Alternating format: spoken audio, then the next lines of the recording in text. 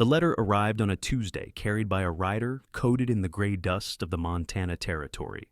Elias Thorne stood on the porch of his homestead, a structure of rough-hewn timber that seemed to grow directly out of the rocky soil. He squinted against the harsh noon sun, his fingers, scarred from years of rope burns, gun smoke, and violence, tracing the seal on the envelope. "From Josiah," Elias rumbled, his voice like gravel grinding together. He waited until the rider's hoofbeats faded into the vast silence of the plains before breaking the wax. The script was cramped, written by a man in a hurry. "Eli, I heard about your mother, a hard loss for a hard man. But a house this size turns into a tomb when a man is alone in it. There is a woman, Elara Vance. She is 23, educated, and desperate. She needs a place where the world can't find her, and you need someone to bring life back to that ranch. She arrives on the 15th. If you don't want her, send her back. But I think you both need saving." Elias read it 3 times. A mail-order bride. The concept tasted like ash in his mouth. He was 36, a former bounty hunter, known across the territories as the Reaper. The wars had hollowed him out. The hunting of men had finished the job. He had retreated to this ranch to let the blood wash off his hands, not to play house. But the garden was dead. The house was drowning in dust. And the silence. The silence was loud enough to drive a man mad. The 15th. That gave him 4 days. Elara Vance watched the world turn from the green of civilization to the brown, brutal expanse of the frontier through the dusty window of the stagecoach. Her reflection in the glass was a stranger, pale skin, eyes the color of bruised violets, and blonde hair pulled back so tight it hurt. "Blackwood Station?" the driver bellowed. Elara's stomach twisted. This was the end of the line. She had sold her last piece of jewelry to pay the agency fee, trusting Josiah's word that Elias Thorne was a good man with a hard shell. But she had trusted men before. That trust had cost her everything. The coach lurched to a halt. Elara stepped down into the dirt, clutching a carpetbag that held her entire life. "You, Elara?" The voice was deep, resonating in her chest. She turned. The man standing by the wagon was a mountain carved into human shape. He was tall, broad-shouldered, with dark hair that curled unruly at his collar. But it was his eyes, steel gray and guarded, that stopped her breath. He didn't look like a husband. He looked like a weapon that had been sheathed. "I am," she whispered.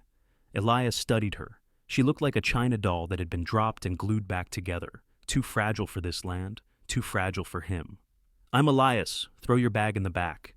The ride to the ranch was a study in silence. The wagon wheels crunched over the dry earth, a rhythmic counterpoint to Elara's racing heart. "Jeremiah didn't say much," Elias finally said, not looking at her. "Just that you needed a new start." "I do," she said, her voice trembling. "And he said you needed help. I need a housekeeper, a partner for the work, not a servant."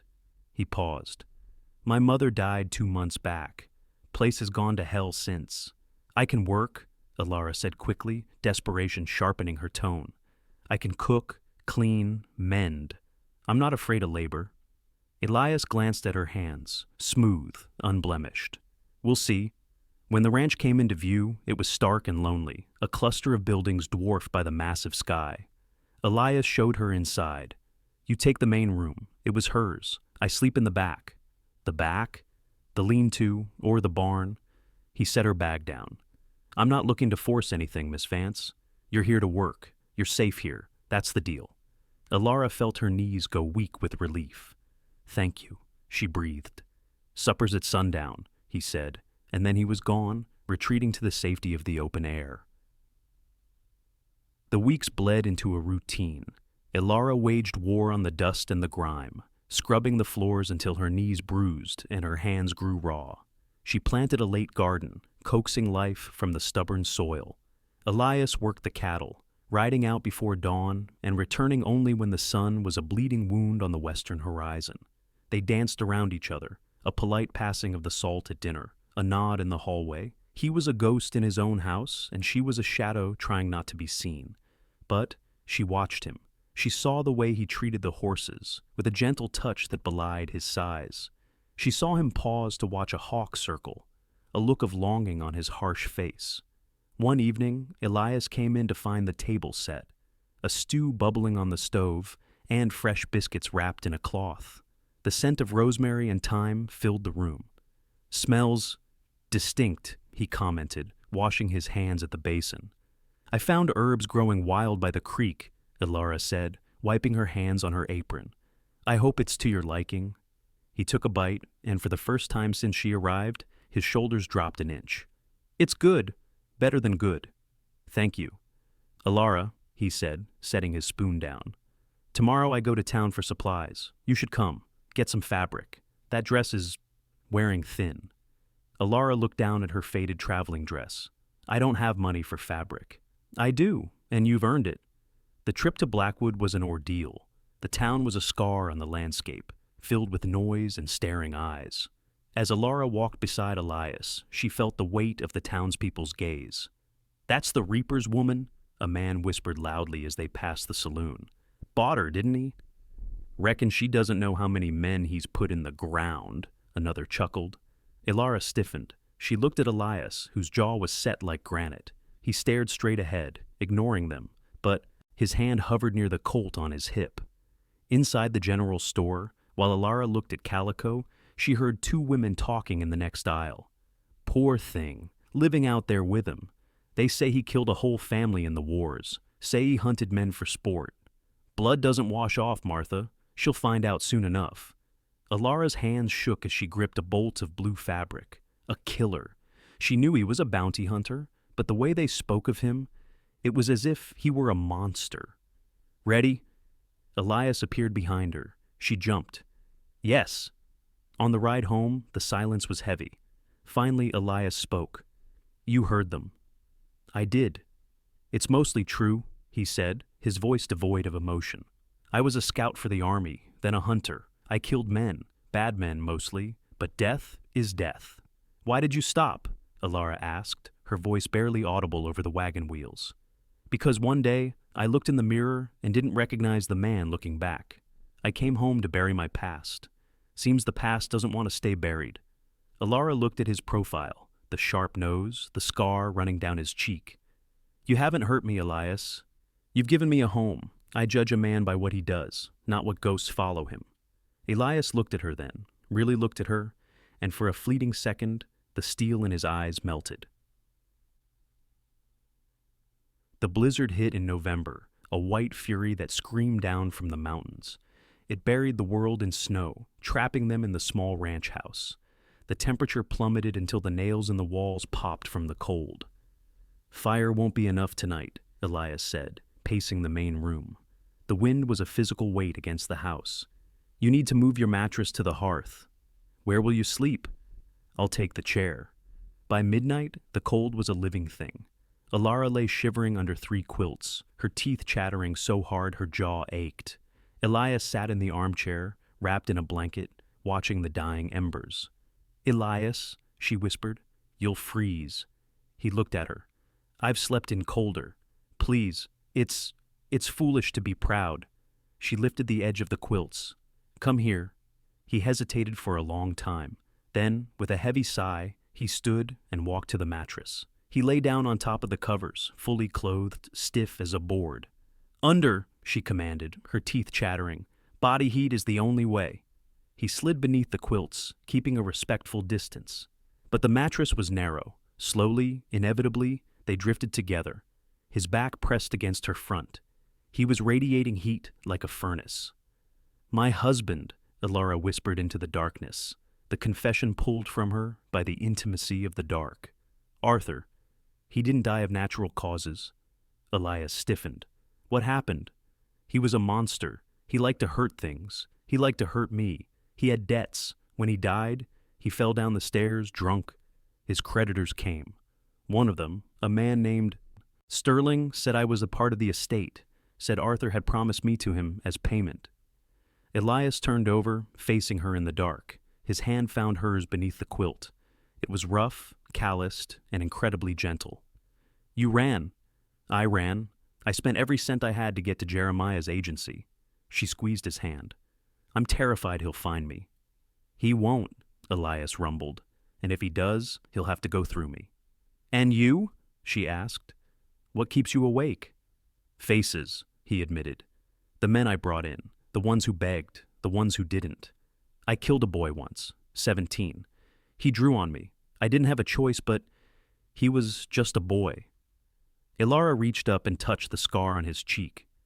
We are not our pasts, Elias. We are just two people trying to survive the winter. He leaned into her touch. For the first time in years, Elias Thorne didn't feel cold. Spring arrived with a violent bloom of wildflowers, purple lupine and yellow balsam root painting the hills. The snowmelt swelled the creeks, and the ranch came alive. Things had changed between them since the blizzard. The stiffness was gone. Elias smiled more. Ilara laughed, a sound that seemed to startle the birds. One afternoon, Elias saddled a mare. Come on, I want to show you something. They rode up the ridge to the high pasture. The view was breathtaking. Miles of rolling green under a sky so blue it hurt. My father built this cabin, Elias said, pointing to the homestead far below. He wanted a legacy. I thought I'd lost it. He looked at Ilara. But seeing you down there, in the garden, in the window, it feels like a home again. Ilara's heart hammered. She slid off her horse. Elias dismounted and stood before her. The air between them crackled with electricity. Ilara, he murmured, I'm a hard man. I come with baggage heavy enough to sink a ship. I'm strong enough to carry it, she said. He stepped closer. I'm not Arthur. I will never be Arthur. I know. He kissed her then. It wasn't tentative. It was acclaiming, a desperate collision of two souls who had been lonely for too long.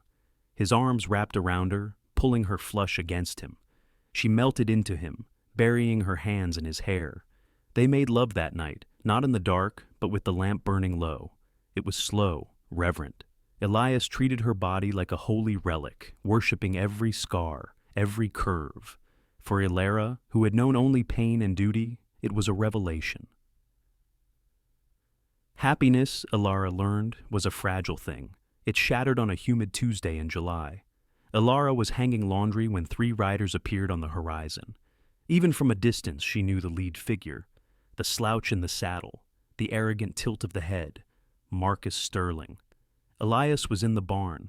Ilara dropped the basket and ran for the house, grabbing the shotgun from above the mantel. She stepped back onto the porch just as the riders pulled up. Well, well, Sterling drawled. He was a handsome man in a serpentine way, dressed in a suit that was too fine for the trail. If it isn't the grieving widow. Get off this land, Ilara said, leveling the shotgun. Now, Ilara, is that any way to greet an old friend? We have business, Arthur's debts. I paid those debts with everything I owned. Not the personal debt, Sterling smiled, a greasily expression. Arthur promised you to me. I have the paper right here. He tapped his breast pocket. A contract for services. A contract for slavery, a deep voice thundered. Elias walked out of the barn, his Winchester rifle resting casually in the crook of his arm. He looked bigger than usual, terrified and calm all at once. And who might you be? Sterling sneered. I'm her husband, Elias said. Elias Thorne. Sterling laughed. The Reaper? I heard you were dead. Doesn't matter. Her marriage to you is invalid. She's contractually obligated to me. That piece of paper isn't worth the ink it's written on in this territory, Elias said, walking closer. Now, turn those horses around. I don't think I will. Boys. Sterling signaled his men. Hands drifted toward pistols. Elias didn't blink. You draw that iron, and you'll be dead before you hit the dirt. I've killed 20 men who were faster than you. The air grew thick with tension. Sterling looked at Elias's eyes, the eyes of a man who had walked through hell and come back with souvenirs. He saw death there. This isn't over, Sterling spat. I'll be back with the law, or enough men to burn this place to the ground. I'll be waiting, Elias promised. They rode off. As soon as they were gone, Ilara collapsed. Elias caught her before she hit the porch. He'll come back, she sobbed. He won't stop. Then we end it, Elias said, his voice grim. Pack a bag. We're going to the county seat. We're getting married legally in front of a judge, and I'm going to file a restraining order that makes it legal for me to shoot him on sight. The trip to the courthouse was a blur of dust and anxiety. Judge Holloway, an old friend of Elias's father, listened to their story with a furrowed brow. This contract, the judge said, rubbing his temples. It's barbaric, but Sterling has money, and he has lawyers in the East. He can tie this up in court for years, claiming prior obligation. So, what do we do? Elias demanded. We marry you today, right now. Predate the license if I have to. The judge winked. Possession is 9/10 of the law, and a marriage license signed by a territorial judge is hard to break. But Sterling, he's not a man who follows the law. They married in the judge's chambers. No flowers, no music. Just a vow whispered between two people clinging to each other in the center of a storm. With this ring, Elias said, sliding a simple gold band, his mother's, onto Ilara's finger. I thee wed, I thee. Protect. They returned to the ranch as husband and wife, but the shadow of Sterling hung over them. 3 days later, Elias woke with a fever that burned like a wildfire. He collapsed in the yard, delirious. Elias! Ilara screamed, dragging him into the house. For 3 days, he raged. The wound on his leg, an old injury from the war, had gone septic. Ilara didn't sleep. She bathed him in cool water, force-fed him willow bark tea, and prayed to a god she hadn't spoken to in years. Don't leave me, she whispered, holding his burning hand. You promised to protect me. You can't protect me if you're dead. On the 4th morning, the fever broke. Elias opened his eyes, weak as a kitten. Ilara, I'm here. Did Sterling come? No, not yet. Elias tried to sit up and failed. I need my gun. Rest, you stubborn mule, she kissed his forehead. I'm guarding the door. But Sterling did come. He came at dusk, with 5 men this time. They didn't ride up to the porch. They surrounded the house, torches in hand. Come out, Ilara, Sterling shouted, or we burn the rat out of his hole. Elias struggled out of bed, grabbing his Winchester. He was shaking, pale as a ghost. You can't fight, Ilara said, pushing him back. I can shoot, he rasped. No, Ilara said, a strange calm settling over her. She picked up the shotgun. You cover the back. If they come in, you kill them. But I'm going out there. Ilara, no! She stepped out onto the porch. The torches illuminated Sterling's cruel face. Smart girl, Sterling grinned. Come on down. I have something to tell you, Marcus, she said, her voice ringing out in the clear night air. I'm pregnant. Silence descended. It was a lie, or maybe it wasn't. She had missed her course, but she hadn't dared hope. That creates a complication, Sterling frowned. But I can fix that. He raised his pistol. Crack. The shot didn't come from Sterling. It came from the barn loft. Sterling's hat flew off his head. Drop it, a voice yelled. It was Josiah, Elias's friend, standing in the hayloft with a long-range rifle. Beside him were 3 other men, ranchers from the valley. Sterling spun around. This is private property matters. This is Montana, Josiah yelled, and we don't take kindly to men threatening pregnant women. Elias stumbled onto the porch, leveling his rifle at Sterling's chest. He looked like death warmed over, but his aim was steady. You have 2 choices, Sterling, Elias growled. Ride away and never come back, or die right here in the dirt. Sterling looked at Josiah's rifle, then at the angry ranchers, and finally at the reaper's cold, dead eyes. He holstered his gun. You're not worth dying for, darling, Sterling sneered at Ilara. He turned his horse and galloped into the dark, his hired guns following.